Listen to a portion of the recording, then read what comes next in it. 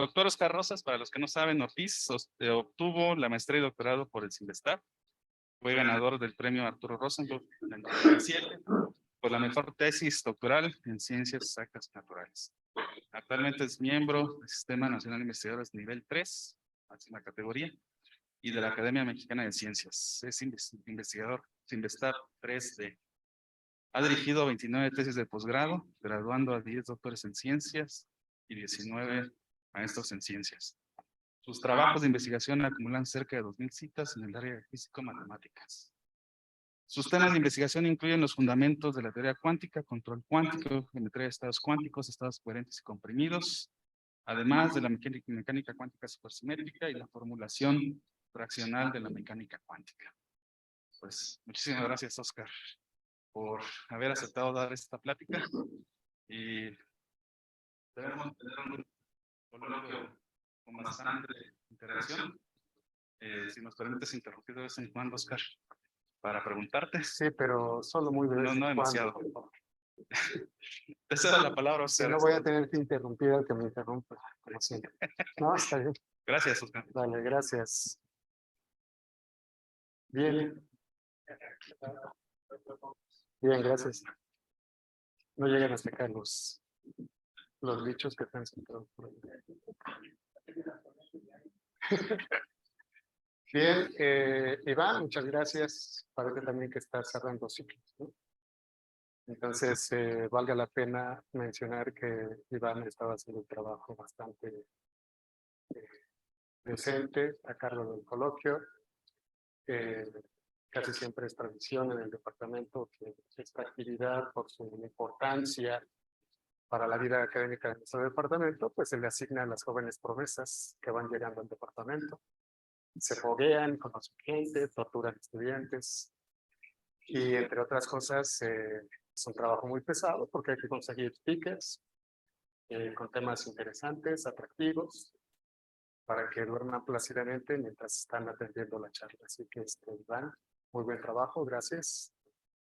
Y bien, gracias a todos por su presencia. El tema está, desde luego, tomado como pretexto del Premio Nobel de este año. Y de hecho, voy a dar un poco más de detalles del coloquio que dicté hace unas semanas con ese mismo tema del Premio Nobel de Física en el coloquio del CINVESTAR. Así que esta parte del coloquio del CINVESTAR es de lo que voy a hablar en la segunda mitad de la conferencia. Y en la primera mitad voy a dar un poco más de detalles técnicos, sin profundizar demasiado, mencionando algunas de las cosas que hacemos en el grupo de investigación que encabezo aquí en el Departamento de Física, donde participamos estudiantes, investigadores de este departamento, de la UPITA, del Politécnico, del Tecnológico de Monterrey y de la UNAM. Que por si alguien quiere visitarnos en el Bar Quantum, es bienvenido, hay bebidas ecológicas y demás. Así que mi intención en esta charla está dirigida un poco a aclarar los conceptos de lo que significa este entrelazamiento cuántico.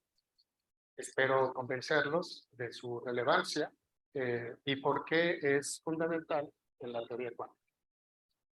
Las nociones desde el punto de vista de la física son un tanto complicadas. No es trivial que parte de los padres fundadores de la estatura de Einstein tuvieran discusiones muy sesudas, acaloradas y a golpes para tratar de definir qué era este concepto.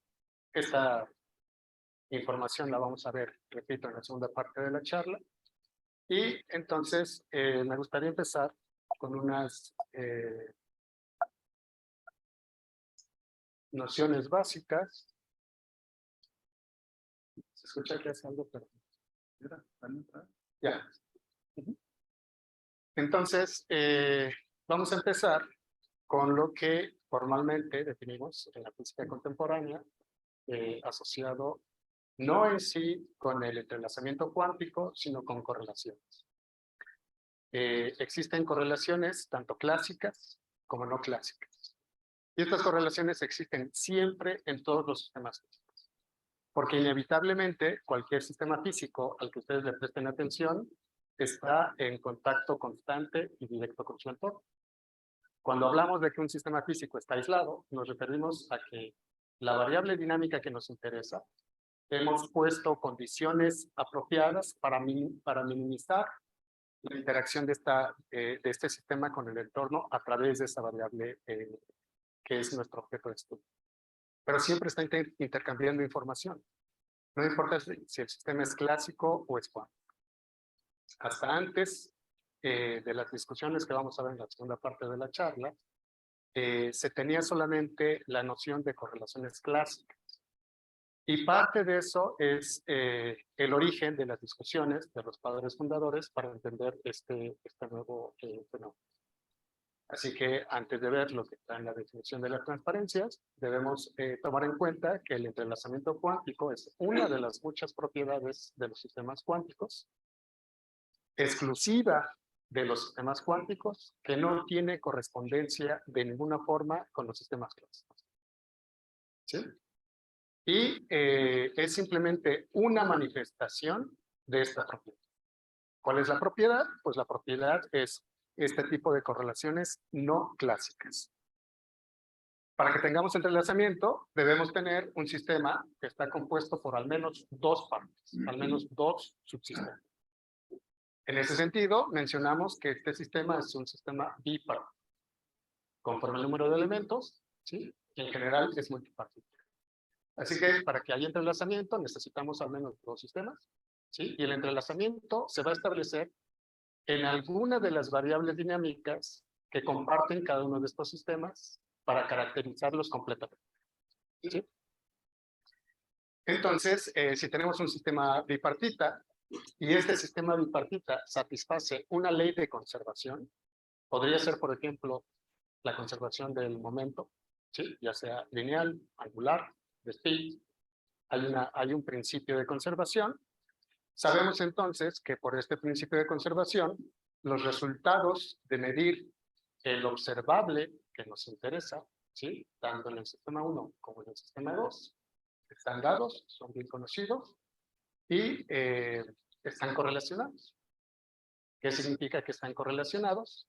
Que, por ejemplo, si estamos hablando del valor del momento lineal, vectorialmente se van a combinar como quieran, pero la magnitud del sistema 1 es de tal forma que sumado apropiadamente, vectorialmente, con la magnitud del sistema 2, dan como resultado el momento del sistema original. ¿Sí? Bien, entonces esto es consecuencia de un principio de conservación. La diferencia para distinguir entre propiedades que obedecen una correlación clásica y una correlación cuántica viene a continuación. Si nosotros, de alguna forma, modificamos la variable que estamos investigando en el sistema 1 o bien en el sistema 2, sin que eso implique hacer una medición de esa variable dinámica, y observamos si el principio de conservación que estamos analizando se preserva, entonces esa correlación es cuántica. Si después de modificar esta variable, el principio de conservación ya no se respeta, tenemos una correlación clásica. ¿Sí? Y entonces, como mencionaba, el entrelazamiento cuántico es un ejemplo primordial de correlaciones no clásicas. ¿A qué me refiero? Aquí estoy plagiando una figura de una de las tesis del grupo para tener una idea general y sencilla de lo que estoy hablando. Pensemos en un sistema, pueden pensar en el ejemplo típico de una granada que se pone en los problemas de mecánica clásica para que apliquemos principios de conservación, ¿sí? De energía, de momento lineal, momento angular. Pueden pensar en un ejemplo así también. Tenemos un sistema que inicialmente pues, se entiende como un todo y después se separa este sistema en dos partes solamente. Y prestamos atención al momento angular. Aquí deliberadamente estoy etiquetándolo con J, aunque estoy representando vectorcitos, ¿sí? Porque estoy teniendo en mente la noción de momento angular en mecánica cuántica. es decir, aquella que asocia tanto los grados de libertad externos como los grados de libertad internos. El ejemplo de lo primero es momento angular orbital, el ejemplo de lo segundo es spin. Y entonces, por principio de conservación, sabemos que antes y después, si esta variable, el momento angular, se conserva, pues la suma de estos vectores debe dar el vector original. ¿Sí? Esto que está aquí arriba obedece única y exclusivamente a un principio de conservación. Eso, los sistemas clásicos, cuánticos, relativistas, cualquier sistema físico, en cualquier rama de la física, cuando establecemos un principio de conservación, obedece situaciones comunes. No tiene nada de extraordinario. Bien, lo que vamos a hacer ahora para identificar si este principio de conservación está asociado con una correlación clásica o una correlación cuántica es, en este ejemplo que estamos poniendo, vamos a hacer una rotación del momento angular del sistema 1. Con esta rotación estamos pensando que voy a afectar el momento angular sin medir el momento angular. No me interesa cuál es el momento angular inicial, ni necesito medirlo, actúo una rotación y tampoco me interesa dónde quedó, porque no supe dónde estaba. El efecto es que estoy manipulando el momento angular de la partícula 1 exclusivamente, sin hacer nada sobre la partícula 2. ¿Sí? Y tengo dos opciones posibles en el laboratorio. Este es el resultado que sabemos hoy en día. El primer resultado es el que cualquiera con un entrenamiento meramente clásico, es decir, no cuántico, porque incluso relativista, ¿sí? Puede aspirar a que va a ocurrir.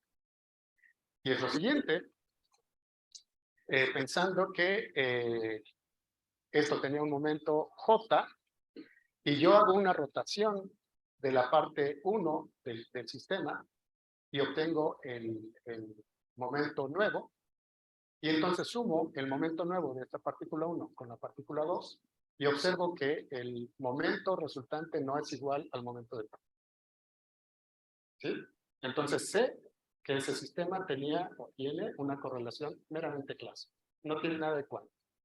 Esa correlación obedece solo y exclusivamente al principio de conservación que estamos pensando que va. ¿Sí? Pero no es el único resultado.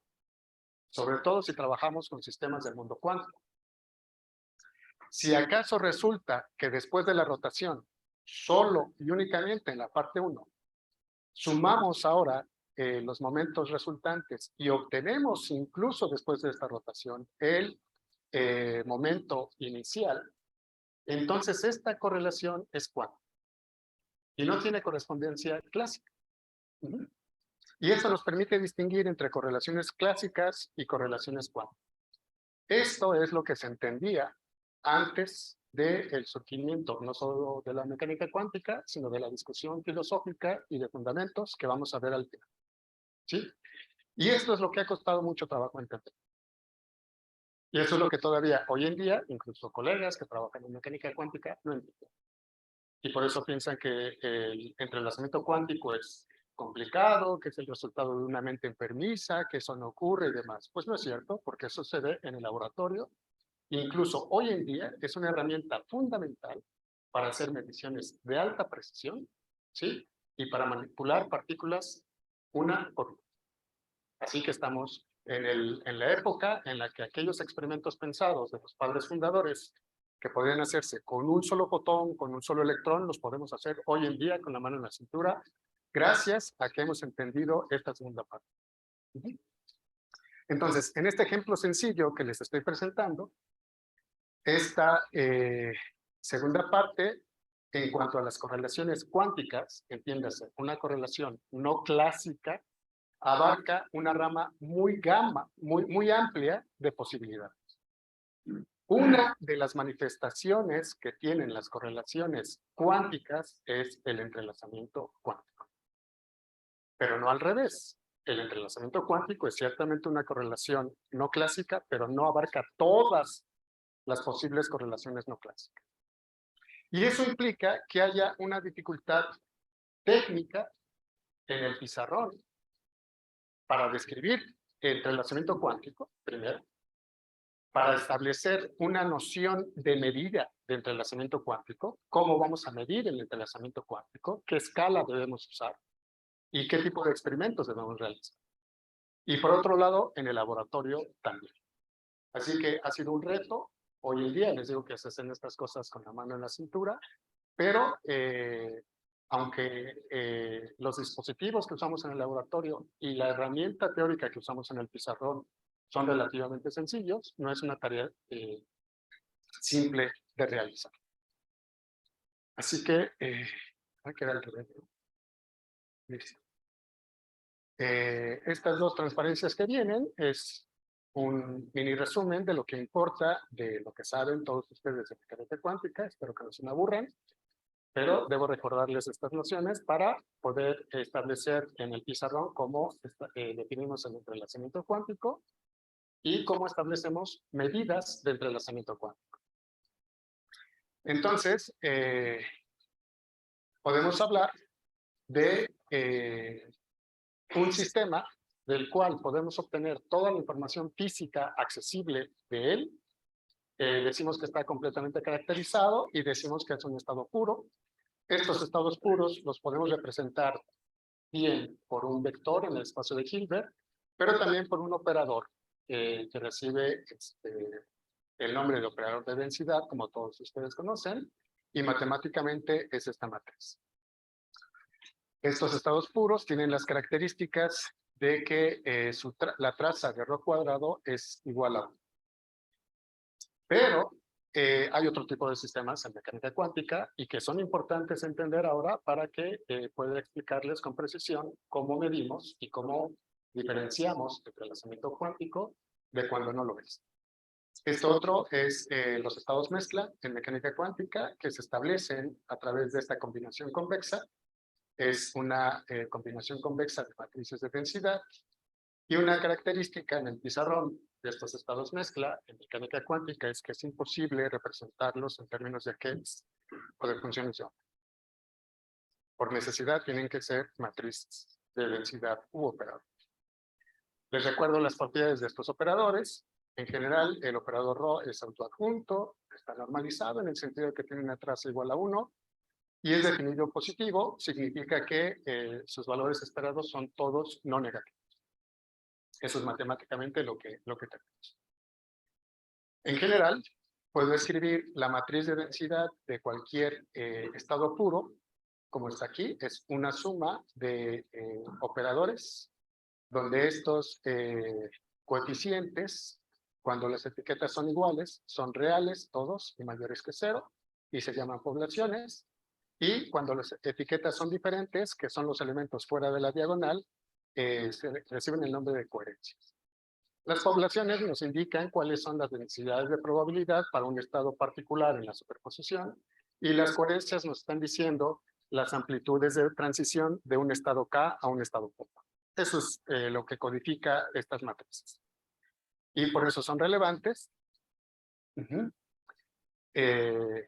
Cuando tenemos un estado mezcla, esta parte que está aquí, fuera de la diagonal, no existe. Cuando tenemos estados puros, existen ambas características. Muy bien. Ahora, ¿qué es lo que tenemos en la estructura matemática para un sistema bipartita? Pues tenemos que este sistema está compuesto por dos subsistemas. Vamos a pensar en el modelo más simple. Pensemos en que los dos subsistemas, cada uno de ellos es un sistema de 2 niveles, en qubit, ¿sí? Y estos qubits están representados por vectores ortogonales 0 y 1. Cada uno genera su propio espacio de Hilbert, ¿sí? Y el espacio del sistema completo es el espacio vectorial generado por la base que está aquí. Son 4 elementos, los productos tensoriales que están aquí. Matricialmente estos vectores son de esta forma. Y los productos tensoriales que tengo aquí, uno los puede representar en un espacio vectorial de 4 dimensiones, como vectores columna, donde tienen un único 1, donde está la etiqueta. Es 1, 0, 0, 0, 0, 1, 0, 0, 0, etc. Ese es el resultado de estos productos tensoriales. Así que el operador densidad para este sistema general, pues se describe de esta forma. Y lo más interesante es que este operador densidad se puede escribir en términos generales así, independientemente de si se trata de un estado puro o de un estado mixto. La importancia de este operador densidad es porque vamos a partir de la descripción de sistemas compuestos. Recuerden que para que tengamos entrelazamiento debe haber al menos 2 subsistemas. Y vamos a hacer proyecciones o reducciones de esta matriz. A eso lo llamamos trazado parcial. Significa que si yo hago el trazado de los grados de libertad del sistema A, van a quedar libres única y exclusivamente los grados de libertad del sistema B. Y entonces, esto que está aquí, el resultado, va a ser ni más ni menos que la descripción del estado B. Y si yo hago el trazado parcial sobre el sistema B, voy a tener la descripción del sistema A. Y este trazado parcial en el pizarrón, así como lo estamos describiendo, nos ayuda a distinguir si el sistema grande está entrelazado o no. Muy bien. En términos generales, un estado puro es separable si se puede expresar como el producto tensorial de un estado cuántico del sistema 1 con un estado cuántico del sistema 2. Siempre que podamos hacer esto, el sistema es separable. Se puede demostrar que las únicas correlaciones que van a existir en este sistema son a lo más clásicas. Pero también pueden no existir correlaciones entre el sistema 1 y el sistema 2. ¿Sí? Y cuando no podemos expresar el vector como un producto tensorial del sistema 1 y el sistema 2, entonces estamos definiendo matemáticamente lo que es un estado entrelazado. Este estado entrelazado también podemos demostrar que va a presentar correlaciones tanto clásicas como correlaciones no clásicas. Y estas correlaciones no clásicas surgen de esta imposibilidad. Surgen precisamente de una complicidad que se establece entre el sistema 1 y el sistema 2. ¿Por qué? Si recuerdan el esquema inicial, podemos pensar de un sistema que decae en 2 subsistemas, por ejemplo. Así que tuvieron información compartida de origen y esa información la comparten incluso después de separarse. Podemos también partir de un sistema de 2 subsistemas separados, hacerlos interactuar, ¿sí? De alguna forma, y entonces el resultado se va a comportar como un sistema completo, único, que es no separado. Muy bien. En términos generales, esta es la expresión más general que tolera el sistema de 2 qubits que acabo de representar hace un momento en la base de productos tensoriales. Recuerden que este es un vector columna de 4 elementos, con un único 1 al principio, 0, 1, 0, 0, 0, 0, 1, etc. A, B, C y D son elementos del campo, así que son números complejos. Y tenemos este conjunto de 4 vectores que se conoce como la base de Bell. Cada uno de estos vectores representa matemáticamente un estado entrelazado. Y podemos empezar a leer desde aquí las implicaciones de los estados entrelazados. Pero podemos ver que en general, siendo A, B, C y D diferentes de 0 y sumando los módulos al cuadrado 1 para que esto esté normalizado, este vector general que vive en el espacio de Hilbert de los 2 qubits no necesariamente representa entrelazamiento. Por ejemplo, para tener este vector de la base de Bell que es 0, 0 y 1, 1, necesitamos matar el coeficiente B y el coeficiente C y pedir que la suma del módulo al cuadrado de A con D sea 1. En particular, cuando tanto A como D son iguales a 1 sobre raíz de 2, está describiendo un estado de Bell. Si A y B se dejan libres para que corran de tal forma que son diferentes ambos de 0 y corren entre 0 y 1, entonces el entrelazamiento va a ser más o menos débil dependiendo si esa combinación de A y D se acerca a este 1 sobre raíz de 2. Y así. Entonces estos vectores son muy especiales. ¿Qué significa esto? La complicidad de la que les hablaba hace un momento es que estos vectores 0 y 1 pueden pensar ustedes que se trata del estado excitado de un sistemita de 2 niveles, como 0, y 1 para el estado base del sistema. O bien los estados de spin up y spin down. ¿Sí? Así que si pensamos en spin up y spin down, esto puede representar, este vector que tienen aquí, representa una configuración de 2 spines, donde los dos spins están en up con una probabilidad de igual a un medio y los dos spins están en down con una probabilidad de igual a un medio. Pero resulta que si yo mido el spin 1, que es el de la izquierda, y encuentro que está up, entonces, por necesidad, el otro spin también está en up. Y esta probabilidad se cansa. Así que puedo predecir con certeza total cuál va a ser el resultado de medir el spin en la otra parte. Y esto es lo que le ha generado escozor a principios del siglo pasado a gente como ahora. Porque esto les parecía fantástico.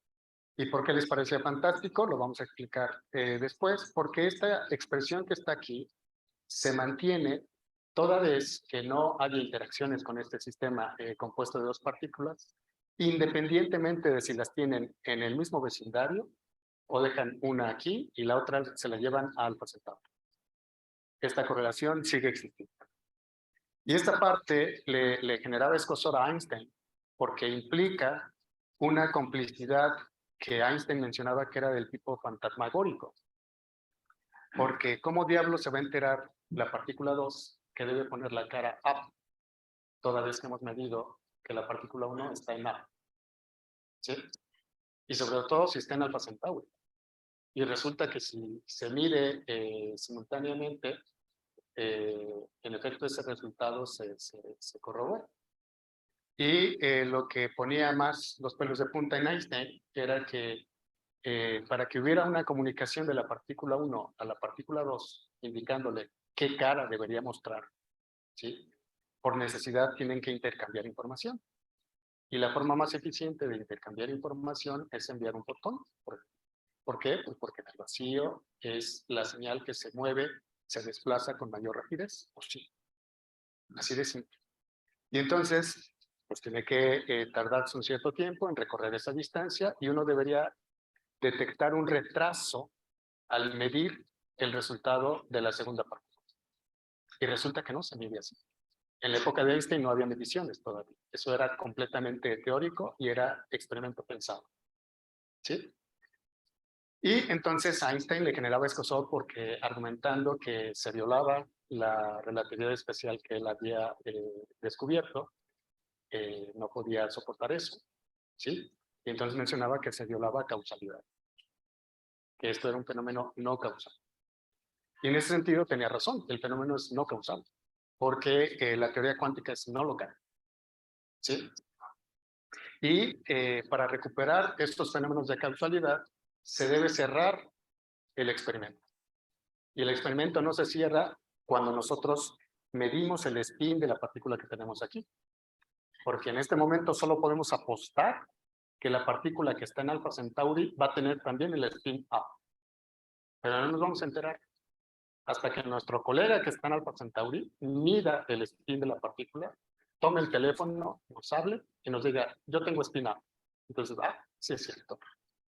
Y eso que tiene que hacer para hablarme por teléfono, mandarme un email, chatear, lo que sea, es un canal clásico.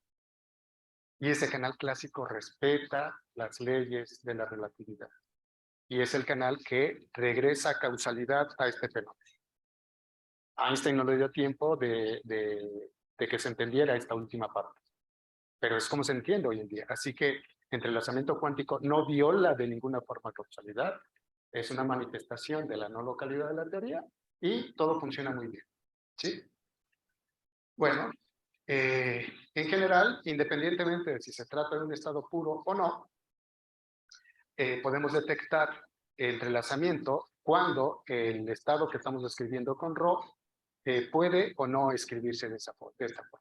Si se escribe de esta forma, decimos que el estado es separable. Es decir, si lo escribo en términos de vectores para estados puros, voy a poder escribir como el producto tensorial de phi1 con phi2. ¿Sí? Entonces, si en el pizarrón somos capaces de encontrar Rho para el sistema bipartita que no se escribe de esta forma, eso ya es una huella digital de entrelazamiento en el pizarrón. ¿Vale? Muy bien. Así que, como vemos las propiedades de esto que les menciono, En términos generales, si yo pienso en este RO, para la matriz compuesta, que es 4x4, para el sistema de 2 qubits, pues estos son los elementos. No vamos a entretenernos ahora mismo con los detalles de esto. Lo que interesa aquí es mostrarles que si yo hago el trazado parcial para obtener la información del estado 2, es decir, me cargo los grados de libertad del sistema 1 para obtener el estado del sistema 2, los únicos elementos que sobreviven son los que ven aquí en rojo y son los que están aquí. Les explico. El trazado parcial sobre S1 significa hacer la traza sobre los elementos de las matrices que están aquí a la izquierda. Esta gamma 00 es la matriz que resulta de multiplicar el ket 0 con el brazo. ¿Sí? Y entonces la traza de esto es 1. Esta traza también es 1. Esta traza, como son diferentes, es 0. Y por eso los que ven aquí en negro son con traza 0 y estos se mueren. Luego, aquí el que sobrevive es el elemento 1, 1 de una matricita 2x2. Aquí ven que sobrevive también el elemento 1, 1 de una matricita 2x2. El coeficiente aquí es R1, 1 y el coeficiente aquí es R3, 3. Y son estos que están. ¿Sí? Entonces, no quiero aburrirlos con los detalles, pero esto significa, del estado grande, yo puedo obtener el estado del sistema 2 trazando sobre el sistema 1. Y como pueden ver, hay tanto poblaciones como coherencias. Estos coeficientes, dependiendo de cuál es el estado arriba, de si es un estado separable o no, nos van a dar información aquí. Lo interesante, por favor, presten atención a los elementos de matriz que están aquí.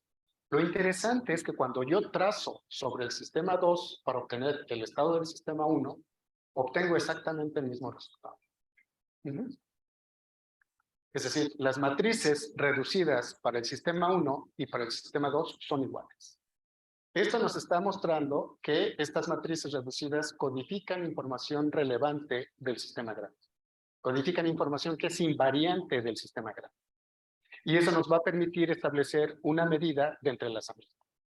Ahora observen también los elementos que están aquí. R11 es este, R22, R33, R44. Están los elementos de la diagonal.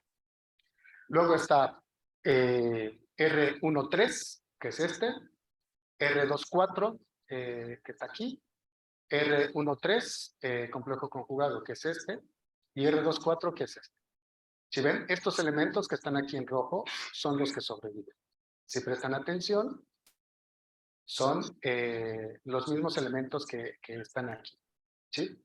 Entonces, estos elementos son los que codifican toda la información que es invariante del sistema grande. Y podemos usar, repito, esos elementos para establecer un criterio de cómo medir entrelazamiento. Para el ejemplo concreto que les mencionaba hace un momento, con estos coeficientes tengo la matriz 4x4 que está aquí. Cuando hago el trazado parcial para obtener el estado 1 o el estado 2, observen que tengo básicamente la misma información. ¿Sí? De aquí pueden observar que si yo pienso en un estado entrelazado como el estado de Bell, pues para este tengo que tomar el A y el D diferentes de 0 y B y C deben ser igual a 0. Así que observen que aquí B se muere, estos elementos se mueren, estos se mueren y aquí C se muere. Así que lo que obtengo es una matriz densidad puramente diagonal con los elementos de la diagonal diferentes de 0 y eso significa que es un estado básico. La codificación de esto es que si tengo un estado puro entrelazado y yo hago la reducción de las matrices, si presto atención solamente a la parte 1 o a la parte 2 del sistema, voy a obtener un estado básico. ¿Qué significa esto? Que desconozco muchas cosas del sistema. ¿Dónde está la información que me falta de ese sistema? Está en la otra parte del sistema. Entonces, esto es matemáticamente lo que nos interesa. Y podemos observar que lo que es el invariante aquí es el determinante de estas matrices reducidas. Es el mismo. Y entonces podemos establecer a través de este determinante una regla pidiendo que se normalice. Y esta regla se conoce como correlación. Esta es la correlación de estados entrelazados. Y corre entre 0 y 1. Esta correlación mide 1 cuando se trata de estados de Bell mide 0 cuando se trata de estados que no están entrelazados. Ya voy a acabar la parte aburrida. ¿Sí? Y entonces, observen, lo que tengo aquí está codificado AD y BC. Es el determinante de la matriz que describíamos arriba. Pero también son los coeficientes de la combinación lineal que están aquí. Así que ustedes me dan un sistema de 2 niveles, 2 qubits. Yo puedo medir las amplitudes de probabilidad y con estas amplitudes de probabilidad introduzco la información en la correlación y les puedo decir qué tan entrelazado está ese sistema. Esto es en el pizarrón. Lo difícil es llevarlo al laboratorio. Bien, entonces podemos todavía simplificar estas propiedades y establecer una nueva propiedad que se llama entropía de entrelazamiento, que se escribe en términos de esta C que encontramos hace un momento, ¿vale? Y también nos sirve para establecer un criterio de entrelazamiento. Bien, ya acabamos con vectorcitos y todo lo demás. Vamos a tratar de llamar la atención a cosas un tanto más interesantes. Entre las muchas cosas que hemos estado analizando y revisando en el grupo, está, por ejemplo, esto. Estuvimos interesados en trabajar con átomos, los cuales, después de someterlos a una interacción, podemos asegurar que están en una superposición de estos estados, más menos y menos más. Aquí lo que nos interesa son átomos que tienen un spin 1 metro, por ejemplo. ¿Sí? Pueden ser átomos de plata, por ejemplo. Y entonces, sabiendo que hay un cierto grado de entrelazamiento, el entrelazamiento va a estar medido por alfa. Cuando alfa es igual a 45 grados, el entrelazamiento es máximo.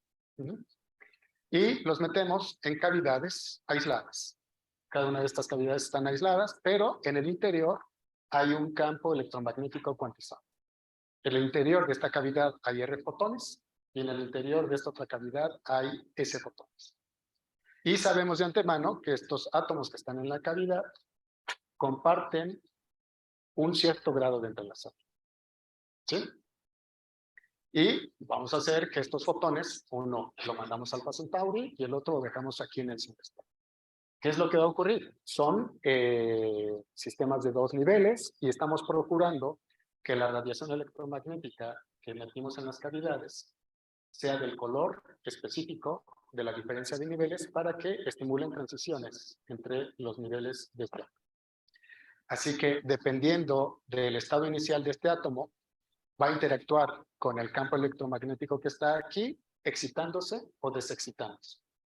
Si se excita y está solito, pues le va a arrancar un fotón al campo electromagnético circundante. Y si eran R fotones, en principio debe tener R menos un fotón. Y al revés. ¿Sí? Pero eso es si está solito y no nos interesa absolutamente nada más. Pero sabemos que está entrelazado con el que está en la otra cavidad. Y para asegurarnos de que no va a haber comunicación entre este átomo y este átomo, pues ponemos un bloqueo. Este bloqueo puede ser mecánico, ¿sí? Aislarlo completamente o, repito, mandarlo al Estadio Azteca. Y si sospechamos que mandándolo al Estadio Azteca los átomos se comunican entre sí, pues lo mandamos más lejos, ¿sí? Para asegurarnos de que no haya ninguna combinación posible entre ellos. Entonces hemos analizado y hecho las predicciones teóricas de qué ocurre cuando tenemos el estado atómico de la izquierda excitado en una cavidad con R fotones y el de la derecha en su estado base en una cavidad con S fotones. Si las relaciones entre estos es meramente local, cuando el átomo de la izquierda se desexcita, libera un fotón y entonces tendríamos R más un fotones en la cavidad. Y en el átomo de la derecha absorbe un fotón y tiene S menos un fotones en la cavidad. ¿Sí? Bueno, pues con el entrelazamiento lo que se observa es que esta situación no ocurre. Esta situación va a ocurrir si uno piensa que la mecánica cuántica es meramente local, ¿sí? Y obedece a estas propiedades que Einstein quería que se cumplieran.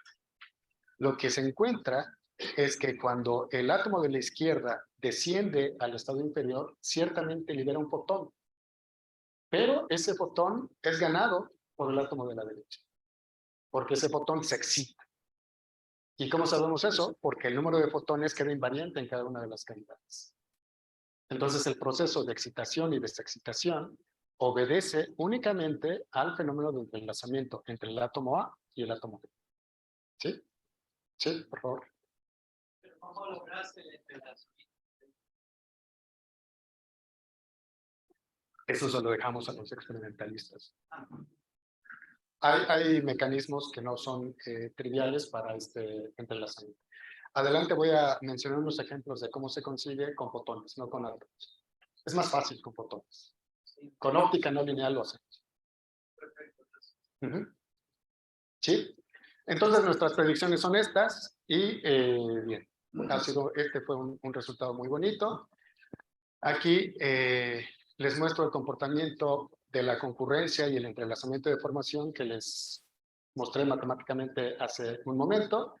Estas funciones corren entre 0 y 1. Les recuerdo que están normalizadas. Cuando cada una de estas funciones vale 1, significa que el sistema está completamente entrelazado, es decir, es una base de Bell. Y cuando vale 0, significa que está nada entrelazado. En la práctica, en el laboratorio, nos interesa identificar los estados que se aproximen más a un valor de concurrencia o de entrelazamiento igual a 1, lo que sea. ¿Por qué? Porque eso nos permite hacer operaciones en el laboratorio que son más limpias, que generan muy poco error en las mediciones. Entonces, lo que observamos aquí es que conforme evoluciona en el tiempo, esto es para algunos de los átomos, ¿sí? Si observan, la concurrencia está oscilando, ¿sí? Varía entre 0 y 1. Y tiene estos reavivamientos y estos colapsos que tenemos aquí. Cuando estamos aquí, esa concurrencia se ha perdido. Significa que esta combinación de transición de si tengo los átomos así, se mueven así y así, preservando el número de fotones, cada uno de ellos en las cavidades, esta complicidad se pierde. Empiezan así y luego ahí hay una anamor. Se vuelven no armónicos y luego sospechosamente empiezan a ser armónicos. Significa que esta capacidad de entrelazamiento la pierden conforme evoluciona y la vuelven a ganar en algún momento. ¿Dónde quedó ese entrelazamiento? ¿Dónde está la información que codifican los átomos entre sí? Pues está en los fotones. Tiempo. Sí. ¿Sí? Entonces, esa información, esa complicidad entre el átomo A y el átomo B que permite esta armonía, en el ejemplo que les presenté, ¿sí? Es transmitida a los fotones de la cavidad 1, que está aislada, y a los fotones de la cavidad 2, que está aislada. Y luego estos fotones le devuelven esa información a los átomos y empiezan otra vez a estar en complicidad. Eso es un fenómeno que se puede medir, ciertamente, en el laboratorio y podría corroborarse de forma experimental estos resultados. Pero trabajar con átomos no solamente es complicado, sino que implica también mayor costo en los experimentos. Se requieren instancias muy fuertes a las que CONACYT no necesariamente está muy a gusto de patrocinar siempre, ¿verdad?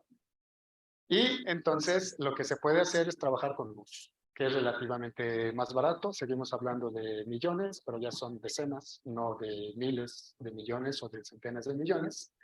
Y entonces usamos un fenómeno que se conoce desde antes de la física cuántica, pero que no se entendía. Se trata de usar cristales no lineales, que se conocen desde la época de Newton, ¿sí? Y la diferencia de esa época a la actual es que ahora entendemos que esto es el resultado de un proceso no lineal cuántico. ¿Qué es lo que ocurre? Algunas propiedades, estos cristales no lineales tienen la propiedad de que les inyecta una señal de una frecuencia específica, acorde con el diseño del cristal, eso nos lo da el laboratorio, o nosotros le pedimos al laboratorio, quiero trabajar con luz de esta frecuencia, y entonces le diseñan a uno cristales a modo, ¿sí? Nosotros usamos cristales de BBO, beta borato de bario, en el laboratorio, y usamos una frecuencia de bombeo en el violeta. Entonces, lo que ocurre en este cristal es que algunos elementos del cristal absorben los fotones violeta y hay un proceso no lineal y después escupen como resultado de eso 2 fotones. Estos cristales se pueden diseñar para que estos dos fotones salgan degenerados, es decir, que ambos salgan con la misma frecuencia.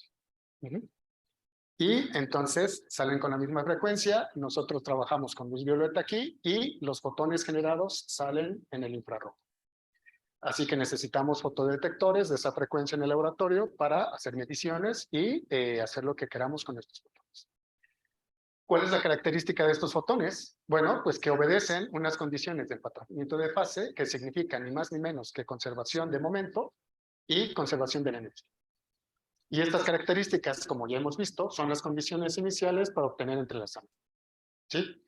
¿Y qué es lo que ocurre? Pues que la luz realmente se genera en un cono de color de frecuencia infrarroja alrededor del haz de bombeo, que es violeta. Y entonces los fotones están correlacionados de forma antipodal en este corte transversal, que es donde se supone que tenemos nuestro plano de detección. ¿Qué significa eso? Que si yo detecto un fotón en este punto, sé con seguridad que hay un fotón hermano o gemelo en este otro punto. Este sencillo fenómeno ha sido muy útil para, por ejemplo, reproducir el experimento de Young, partícula por partícula, usando fotones. ¿Sí? Muy bien, ahora la producción de fotones no es perfecta, así que como el haz no es perfectamente colimado y realmente el proceso de creación de fotones se puede producir en cualquier punto del cristal, el cono que sale tiene estructura. ¿Sí? Y más que un cono, pues lo que vemos, más que un círculo, lo que vemos en el corte del plano de detección es un anillo con fotones entrelazados. Y el experimento es relativamente sencillo. Aquí tenemos una muestra del montaje que se usó en aquella ocasión. Lo que hacemos es usar fotodetectores en los puntos antipodales que nos dicta la teoría que debemos buscar y se miden los fotones en coincidencia. ¿Qué significa eso? Que tenemos aquí un dispositivo electrónico que tiene una ventana espaciotemporal que nos permite tolerar la presencia de este fotón toda vez que este ya llegó. Y entonces a uno de estos fotones se le llama idler y al otro señal. Este idler es el que nos vamos a cargar, ¿sí? Pero nos lo cargamos para saber dónde está el signo. Entonces lo que hacemos, por ejemplo, es inyectar el fotón señal en un interferómetro, ¿sí? Y la salida del interferómetro, medimos los fotones de la salida del interferómetro en coincidencia con estos fotones idler. Y entonces sabemos con certeza total que lo que estamos midiendo es lo que salió del cristal. Entre otras cosas, ¿por qué? Porque esta señal que se emite está en el infrarrojo y puede ser que el que está haciendo la medición se está acordando del partido de Argentina contra México, por ejemplo, sube la temperatura y entonces está emitiendo más fotones infrarrojos y esos fotones infrarrojos están siendo colectados por alguno de los otros detectores. Pero la condición es que los dos deben activarse. Solo cuando los dos se activan, se contabiliza esa cuenta. Si solo uno de ellos se activa, no se contabiliza. Esa es la versatilidad y la utilidad de esta clase de correlación que se produce con estos fotones. Entonces, el resultado final fue que en aquella ocasión comparamos las predicciones de la óptica cuántica formal con un modelo geométrico que nosotros desarrollamos. Pueden ver que las comparaciones son apropiadas y también fuimos capaces de obtener mediciones experimentales que corroboran lo que habíamos predicho. Este es un ejercicio muy bonito porque pudimos hacer teoría y experimento y verificar que lo que estábamos proponiendo es cierto, que se vale en el laboratorio. Al menos para mí ese es el sueño que todo el mundo tiene, ¿no? Al menos los que nos involucramos en esto. Bien, otra cosa que se puede hacer con estos cristales no lineales es generar no un cono, sino dos conos. Y este otro proceso es todavía más interesante, porque nos permite entrelazar el estado de polarización de los fotones. Y nos permite construir estados de Bell usando luz, para tener la certidumbre de que estos estados son entrelazados. Y lo que tenemos es un cristal no lineal, ¿sí? Caracterizado por un índice de refracción. Y lo que hicimos en esta investigación junto con Juan, otro de los estudiantes del grupo, es codificar toda la información del entrelazamiento cuántico, ¿sí? En términos de un solo ángulo. El ángulo de orientación del haz de bombeo con respecto al eje óptico del cristal, que estamos determinando aquí como sí. Codificamos toda la información del entrelazamiento cuántico para estos cristales en términos de este ángulo en el pizarrón. Y entonces lo que tenemos aquí es un problema complicado porque este es el haz de bombeo, estos son los fotones que se crean debido al proceso no lineal y entonces tenemos muchas variables a investigar. Es un proceso complicado. Estas ecuaciones de conservación de energía y de momento lineal que les mencioné hace un momento son vectoriales, están acopladas, son muy difíciles de resolver. Lo que Juan logró hacer es simplificar todo el problema a una ecuación como la que está aquí.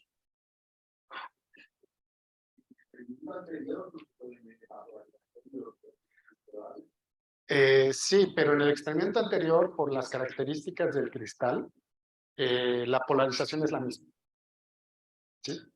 Y este cristal es del mismo tipo, pero se pueden caracterizar para que los fotones que se producen son de polarizaciones ortogonales. Por eso esta otra parte es muy interesante, porque vamos a entrelazar estados de polarización. Así que todo el problema de determinar el phase matching se redujo a resolver esta ecuación, que en principio cualquiera de nosotros sabe resolver, ¿verdad? Bueno, pues esta ecuación, como saben, tiene 4 raíces, puede tener 2 pares de raíces complejas, bla, bla, bla, todas las combinaciones que ustedes conocen. Aquí están graficadas todas esas raíces en diferentes combinaciones, pero las raíces que están aquí van a estar asociadas al final del día con ese ángulo de orientación del cristal que les mencioné hace un momento. Así que nos interesan solamente las raíces reales de esto que está acá. Y esas son estas que están codificadas aquí. Los colores significan la parte real, que no la parte real, las raíces reales de cada uno de los 4 elementos que resuelven esta ecuación que tenemos aquí.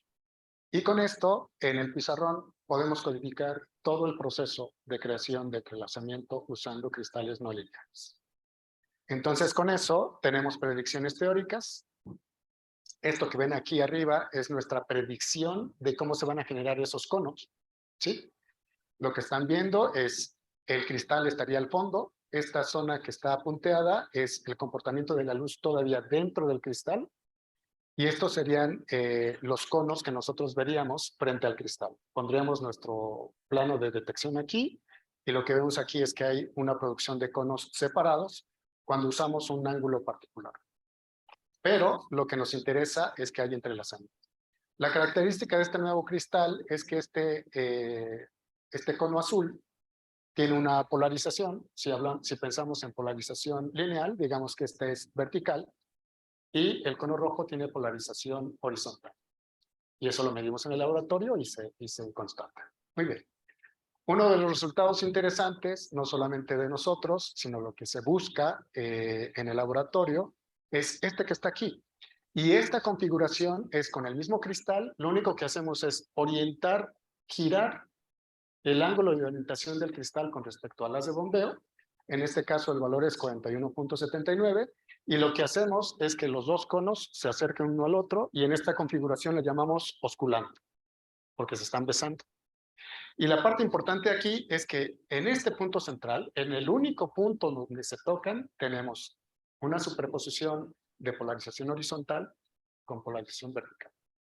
Mientras ustedes miden la polarización aquí, pueden tener la certidumbre de que siempre van a encontrar polarización vertical. Si miden la polarización aquí, van a tener la certidumbre de que siempre encuentran polarización horizontal. Pero si miden la polarización que está aquí, lo que van a detectar es entrelazamiento. Porque no van a saber si el fotón que están recibiendo es del cono azul o del cono rojo. Entonces, esta configuración la usan los experimentalistas, pero no han logrado tener un modelo que les permita predecir cómo debemos orientar los cristales para tener este entrelazamiento. Pues con el modelo que reportamos aquí, tenemos estas características. Esta otra configuración es todavía más socorrida porque ustedes pueden ver que hay dos puntos de intersección aquí y en cada uno de estos puntos hay entrelazamiento. Y esto es todavía más rico porque podemos usar este punto como idler y este punto como señal. ¿Sí? Y entonces, si medimos el fotón aquí y encontramos que es polarización horizontal, vamos a encontrar que aquí tiene polarización vertical. Ahora, lo que les hablaba hace un rato, pueden decir, es que esto es consecuencia de la conservación que se impuso para resolver el problema. Sí, pero está verificado, no por nosotros, eso ya se sabe con esta clase de cristales. Si ustedes canalizan este punto ahora y giran la polarización, simplemente poniendo un polarizador, por ejemplo, ¿sí? O cualquier otro dispositivo óptico para ello, y miden después, si no saben cuál es la polarización de esto y la rotan, y ahora miden la polarización de la interacción inferior que está aquí, la polarización del punto superior va a ser así. Y si la rotan sin medir y encuentran que está así, la polarización del punto superior va a ser así. Y eso es el entrelazamiento. Entonces, estos son modelos teóricos que hemos desarrollado para medir entrelazamiento, identificarlo y usarlo en todo lo que se sabe que se puede usar hoy en día. Sí. Sí. Entonces, también nos hemos dado el lujo de comparar nuestras predicciones teóricas con mediciones experimentales reportadas previamente y el ajuste es muy preciso. Incluso este punto que está aquí, no les voy a dar más detalles, pero estamos en discusión porque está determinado por un grupo experimentalista que asegura que ahí tienen la configuración. Si uno sigue moviendo la orientación del cristal, la amplitud de los conos no solamente se desplazan así, sino que la amplitud también se puede amplificar o reducir. Entonces hay un valor en el cual los conos colapsan en un solo haz. Pierden la estructura de cono y solamente tenemos dos puntos. Eso se ve en el laboratorio, no es nada nuevo, ¿sí? Pero lo que nosotros hemos mostrado es que esta estrella que está aquí, que es un valor numérico, los autores de ese experimento, que lo publicaron, me parece que en Physical Review Letters, aseguran que para ese valor de la orientación del cristal ya tienen la configuración puntual. Y nuestras predicciones indican que no, eso todavía tiene estructura de cono. Así que estamos en discusión, por decirlo, estamos comentando con los autores de ese trabajo para ver si se puede reproducir ese experimento. O si su base de datos permite corroborar esto. Nuestra impresión es simplemente esto, que los conos, con la propagación de la luz, pues se van amplificando también con respecto a la distancia al cristal. Entonces nosotros creemos que el plano de detección que usaron estos experimentalistas estaba muy pegado al cristal. Por eso ellos ven un spot. Y si se alejan un poco más, pues deberán ver la estructura de dona que nosotros predecimos que debe haber. Esa es la discusión simplemente. Y hay otros resultados, pero bueno, solo se los comento porque tenemos una estructura teórica poderosa para trabajar con entrelazamiento de fotones para generar estos estados de Bragg. Muy bien, con eso acabamos la parte aburrida, técnica y demás. ¿Y hay preguntas? Si alguien está despierto. Martín. ¿Dónde hicieron los experimentos? Los que hemos hecho en el grupo, inicialmente los hicimos en colaboración con colegas de la UNAM, con Víctor Velázquez, es egresado de aquí también, en la Facultad de Ciencias. Y ahora los hacemos aquí en el laboratorio que nos montó. Sara es la responsable de ese laboratorio. Así que estamos haciendo las cosas ahí.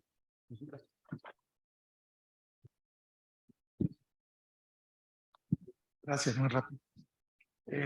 Mencionaste que se puede, en este experimento de separar dos partículas y hacer las mediciones, ¿sabes el estado de uno y automáticamente conoces el estado del otro? Bueno, predices cuál es. No lo puedes saber hasta que alguien mide eso. Entonces mencionaste que se tiene que añadir esa información. La pregunta es si eso sería como, o sea, entonces como que el fenómeno cuántico es como incompleto hasta que no añadas la relatividad especial. No. Entonces, déjame. Entonces, esa es la pregunta justamente. Sí. Si aún estoy añadiendo una descripción relativista, o sea, si uno pudiera formular todo el paquete de separar las partículas, hacer la medición e incorporar la información de alguien que te envíe la información, si lo pudiera describir manifiestamente relativista, aún así la localidad no, o sea, existiría, no se perdería. Esa es la cosa. Sí. Mira, el fenómeno cuántico está ahí independientemente de que entonces, esto que mencionas no es un asunto del mundo cuántico, es un asunto del proceso de medición. Y hay que recordar qué significa medir. Esta problemática existe incluso en la mecánica newtoniana. En el problema de la granada que menciono, que uno puede ver en el RESNIT, por poner una referencia universal, básicamente, ¿no?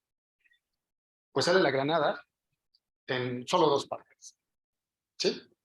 Y depende de lo que te dicen, te dan la posición de esta, la masa de esta, las combinaciones que tú quieras, ¿no? Tú estás de este lado, una vez que se separa la granada, yo pongo un bloqueo aquí para que no te puedas comunicar con otra persona. Y es Newton. Tú estás de este lado y mides la velocidad, la posición, la masa, lo que tú quieras. ¿Acabó la medición? ¿Cuándo acaba la medición? Cuando la persona que está de este lado hace lo propio y además intercambian esa información. Ese es un problema de la medición, no de la física involucrada. ¿Sí lo ves? Entonces es una dinámica, es una problemática que existe desde Newton. Si lo haces en relatividad, es lo mismo. Esta descripción de simultaneidad que explica Einstein en la relatividad restringida y nos enseña que no es lo mismo la simultaneidad relativista que la clásica, ¿no? ¿Cuándo te das cuenta que en efecto ocurre así? Pues cuando intercambias información con el otro que está midiendo la parte complementaria. Así que no es un conflicto de la teoría cuántica, es un conflicto de la medición. Y no es medición en mecánica cuántica, sino la medición en física. No, pero en mecánica, o sea, aún en mecánica cuántica relativista, si se hiciera, como quiera, no desaparece el problema de la no localidad, ¿verdad? O sea, no es una cuestión relativista, Sí, o no relativista, sino cuántica per se. claramente. Y yo no usaría la palabra problema, porque no es un problema. Es física nueva. Es una física que no entra en conflicto con la relatividad general, ni la especial, porque la relatividad especial no lo contempla. No había forma de considerarlo cuando Einstein estableció en 1905 la teoría de la relatividad especial y luego en el veintitantos la general, ¿no? No había forma de tomarlo en cuenta. Esto que vamos a ver en la segunda parte del curso, que es el curso de la charla, que es la parte histórica y el chismorreo y todo lo demás, nos va a hacer entender, ¿no?, que este proceso que ahora llamamos entrelazamiento es uno de los fenómenos cuánticos más tardíos. Fue hasta el veintitantos y treinta y tantos que se definió como concepto y después vino Bell y todo lo demás y cerca de los años 60, 70 es que empezamos a entender qué diablos es. Para entonces Einstein ya no estaba y entonces la pregunta es, ¿quién es el genio ahora que puede establecer una estructura de la relatividad que involucre no localidad? ¿Se necesita una teoría nueva? Tú eres especialista en esa rama, ¿no? ¿Una teoría nueva? ¿O solo necesitamos parchar la que ya tenemos? Con las soluciones de teoría de cuerdas. Yo tengo una pregunta con respecto a este último punto experimental. Al parecer, por el número de cifras significativas, los resultados serían compatibles. Ellos no, No, fíjate, eso también lo discutimos y hemos sido muy cuidadosos porque tú mencionas esto, ¿no? Es brutalmente impresionante la capacidad que tienen los experimentalistas en óptica para medir ángulos. No sé cuántas cifras significativas pueden distinguir, ¿eh? Digo, para nosotros, uno diría, ah, no, es que esto lo redondeo y es lo mismo. No. Y luego, este comportamiento de los conos es increíblemente sensible a pequeñas variaciones del ángulo. Cambia la configuración completa. Pero ellos reportaron el error que tiene Sí, y está fuera de... reportan que el error es pequeñito, ¿eh? Sí, está por debajo de la diferencia. Pero es que como el valor reportado es 40.6, Ujú. si hubiera el error fuera más pequeño, ellos reportarían 40.602 o 60 al menos. Por eso la pregunta. Sí, mira, yo estoy convencido. Hay más resultados experimentales en esta dirección de ver las configuraciones, ¿no? Pero estoy convencido de que no reportan o no dan más detalles de eso porque no era su objeto de interés. Entonces, con Juan nos encontramos en la dinámica de que encontramos mucha literatura donde reportan eso, pero no la pudimos usar porque no dan los datos. Ujú. Y entonces ahora estamos en el proceso de comunicarnos con los diferentes grupos, también con la posibilidad de que quizás Juan se acerque para interactuar con ellos, ¿no? Y decidir si es importante o no esto. Ujú. Lo cierto es que del resto de resultados experimentales que sí pudimos trabajar, el empate con nuestra predicción teórica es muy, muy bueno. De hecho, Juan mismo hizo mediciones en el laboratorio que también son muy buenas, pero se cruzó el COVID y ya no pudimos hacer la corrección y repetir el experimento para tener una buena estadística. Pero todo pinta bien.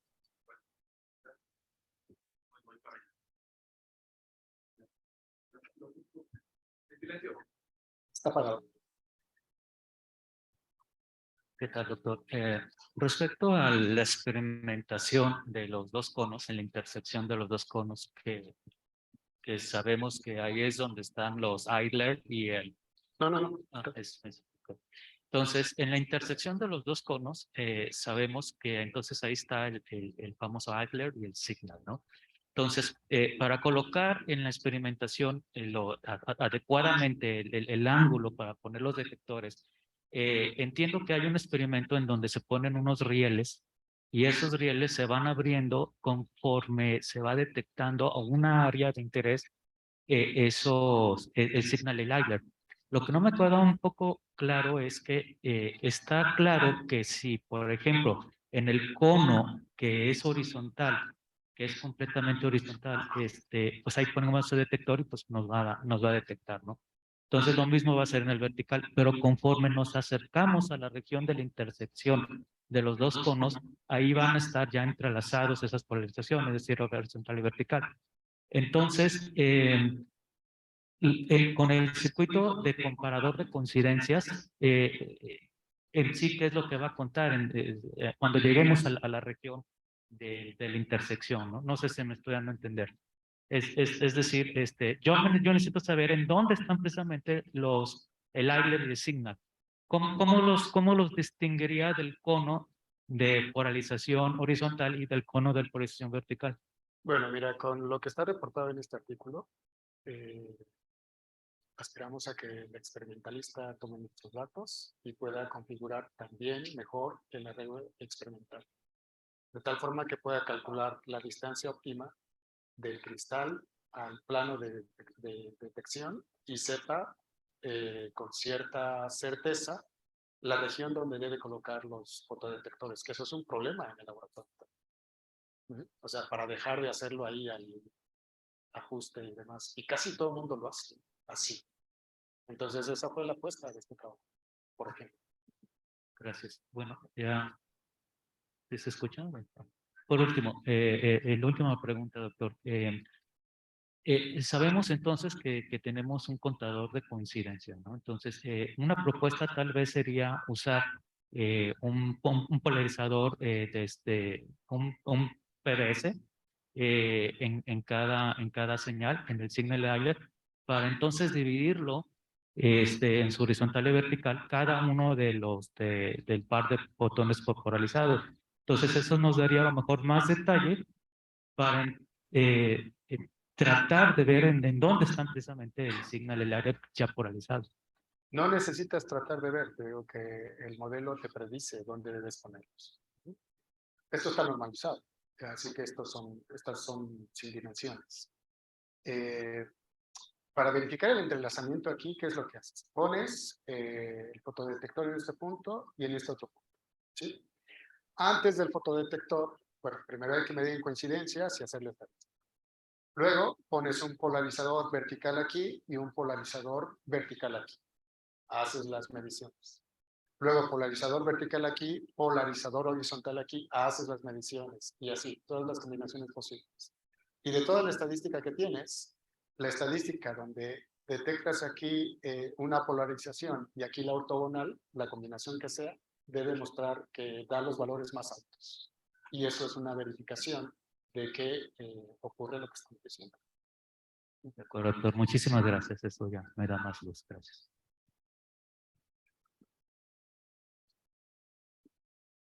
Hola, ¿qué tal? Una preguntota. ¿Qué modo de propagación transversal suponen a la hora de, por ejemplo, ya imaginar el punto de colapso justamente de los dos conos a un spot básicamente? Pregunto justo porque para imaginar que para justo que sean el editor está como un seco muy lejos, entonces también imagino que el modelo tiene que proponer, bueno, supongo que de sacar el tamaño y exactamente la propagación después en aire libre, una vez generado ya. Sí, mira, aquí las líneas continuas, ya está el ajuste para la propagación en aire, por ejemplo, una vez que salió del cristal. Y las curvas punteadas es la predicción dentro del cristal. Eso sí es relevante porque no vas a poner el detector dentro del cristal, ciertamente, ¿sí? Entonces, no te entendí muy bien lo de que se reduce un spot, pero eso... Sí, de hecho, eso en el laboratorio uno lo ve independientemente de si tienes un modelo teórico o no. Vas cambiando la orientación del cristal y repito, el cono se abre o se cierra y degenera en un spot. ¿Sí? Y amén de la predicción y amén de que puedes medir el spot, recuerda que siempre hay dispersión, ¿no? El experimento, la forma inmediata de verlo en el laboratorio es ya colapsó en un spot, pues pones una pantalla y te vas alejando y no importa la distancia, pues el spot sigue siendo un manchón continuo de luz que se va haciendo más difuso porque la energía se divide en mayor área conforme te alejas, ¿no? Pero carece de estructura, o sea, no vas a ver que sea una dona. ¿Sí?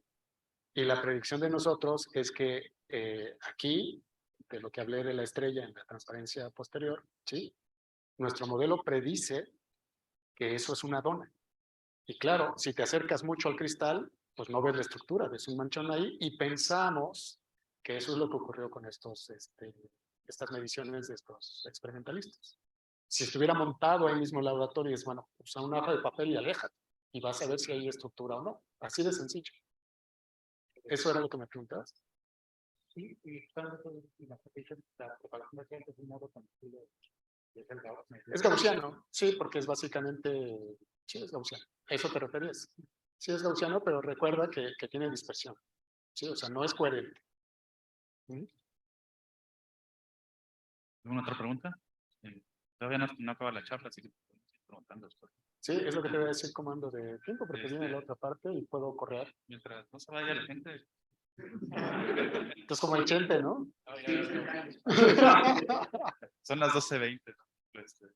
Bueno, Consideres. tú dijiste que cerraba, así que Yo, yo entiendo que todos se van y yo tengo que cerrar la puerta. adelante. Bueno, entonces, esta parte que les mencioné fue con la intención de, entendiendo que todos estamos aquí con física, ¿sí? Unas cosas un poco más técnicas.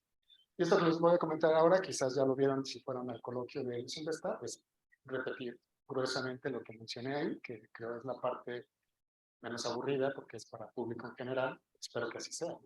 Ya lo digan si no. Muy bien, entonces el origen.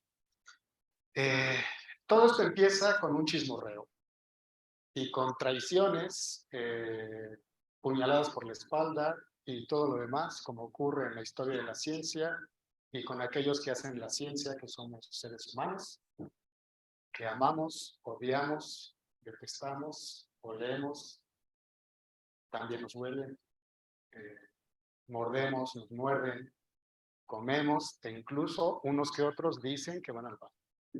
¿Sí? Y empieza con una nota escandalosa en uno de los periódicos de mayor circulación y de mayor impacto en los Estados Unidos, pues de las últimas no sé cuánto tiempo, ¿no? Empieza con esta nota, este es el periódico de esa fecha, y esta es la columna. Y la nota es esta, como pueden ver aquí. Es de mayo de 1935. La relatividad general ya había sido propuesta, publicada, discutida, incluso había quien decía que solamente había 3 personas que la entendían, ¿no? Y que ninguna de ellas era Einstein. Entonces, esto también importa, ver las fechas, la historia de la ciencia para entender muchos de los porqués, ¿no? Me refiero a lo que comentaba Hugo hace un momento. Einstein no estaba obligado a incluir la posibilidad de no localidad en su formulación, porque ni siquiera había evidencia de eso. Entonces, la nota escandalosa es: Einstein ataca a la teoría cuántica, con esas letras grandotas, mayúsculas y todo lo demás. O sea, uno de los padres fundadores, inconforme, revolucionario, partidario de la 4T, porque los demás son pipís, ¿sí? Ataca la teoría que él mismo ayudó a fundamentar. Y luego sigue: el científico y 2 colegas, aquí subrayo lo de 2 colegas, ¿sí?, encuentran que esta no es completa.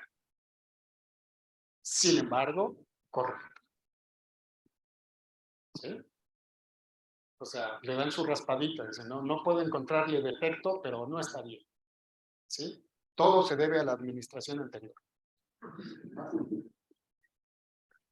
Y luego también con letras mayúsculas, prevé una completa o más completa, o sea, prevé posible una teoría más completa. Y luego ya, así como pasando por alto, ¿no? Cree que una descripción completa de la realidad física puede proporcionarse eventualmente. ¿Y esto por qué es escandaloso? Porque este señor que inicia la nota aquí se enteró de esto que dice aquí ese día 4 de mayo de 1935, mientras estaba leyendo el periódico al momento de tomar el café en el desayuno. No tenía ni idea de que él estaba atacando a la teoría cuántica. Y eso forma parte del escándalo. Hay incluso una nota que posteriormente mandó Einstein, esas se las debo, no la encontré, por eso no la incluí en las transparencias, al editor del periódico quejándose de que se hayan tomado esas atribuciones sin haber corroborado que él, en efecto, decía eso. Pero les digo que en todos lados hay traiciones, incluso en la propia familia hay traiciones, y son las que más duelen, ¿no? Bien, pues está aquí Einstein buscando, rascando ahí en internet, es más o menos la edad o el aspecto que tenía en estas épocas, en 1935. Y escogí esta foto precisamente por la cara que tiene aquí Einstein, casi siempre sale sonriente. Entonces imagino que puso una cara como esta y se estaba atragantando el café cuando leyó el periódico, ¿no? Bien, ¿qué es lo que ocurre? Pues lo que ocurre es que se trata de este paper en Physical Review, ustedes pueden ver la fecha, 25 de marzo de 1935, 4 de mayo de 1935. ¿Cómo diablos se enteró el periódico de algo que todavía no se había publicado? Bueno, sus 2 colegas, entre comillas, son un científico ruso, Boris Podolsky, y este otro joven en ese entonces que aparece aquí, que tiene el nombre aquí, que es Nathan Rosen. Hoy en día el nombre de Rosen es archifamosísimo. En ese entonces era solamente una joven promesa, ¿sí? Ustedes seguramente lo identifican por el puente de Einstein-Rosen, que seguramente en los cómics y en las películas de ciencia ficción ven como agujeros de gusano. Entonces, esta joven promesa, casi desconocida en esa época, firma este paper con Einstein. Así que estos son sus dos colegas. Podolsky estaba de visita en el instituto, estaba haciendo una estancia allí y aprovechó las oportunidades porque no quería regresar a su país y estaba buscando trabajo. Entonces necesitaba notoriedad y siempre se comportó de esa forma. Y los historiadores coinciden en que la nota periodística evidentemente no fue gratuita, no mandó Physical Review una nota al periódico para anunciar esta cosa, sino que fue este señor. Este señor es el originario de esa nota que se publicó en el periódico. Y pensó precisamente en que la nota fuera escandalosa para que él cobrase notoriedad. Y la historia no se queda ahí. La historia se queda también en que el paper lo mandó a publicar incluso sin consultar con Einstein. Así que Einstein, al parecer, según los historiadores, participó muy poco en teclear las palabras que están en este artículo. Los historiadores coinciden en que el mismo Podolsky, muchos años después, aseguraba no haber tomado en cuenta a Einstein para mandar a publicar este artículo, ¿sí? Y Rosen mencionaba también que, bueno, que quizás sí lo mandaron de esa forma, pero Rosen es el menos culpable en este asunto. Resulta que de los trabajos, Rosen estaba trabajando directamente con Einstein, entre otras cosas, en los agujeros de gusano, ¿sí?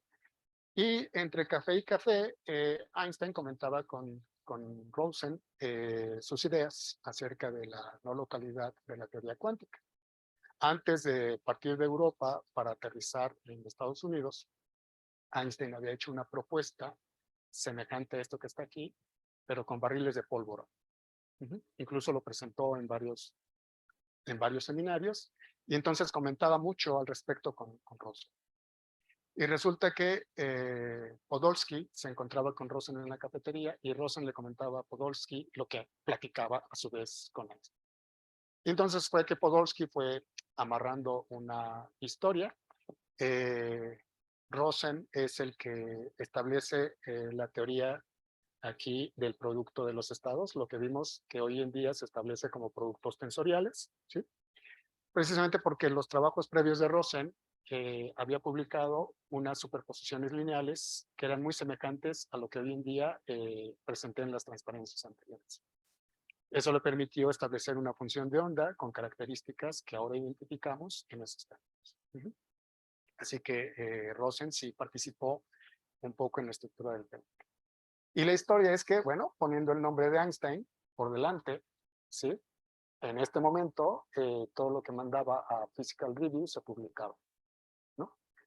Hasta que le rechazaron un paper, ¿no? Hugo, ¿te acuerdas cuál es? ¿No?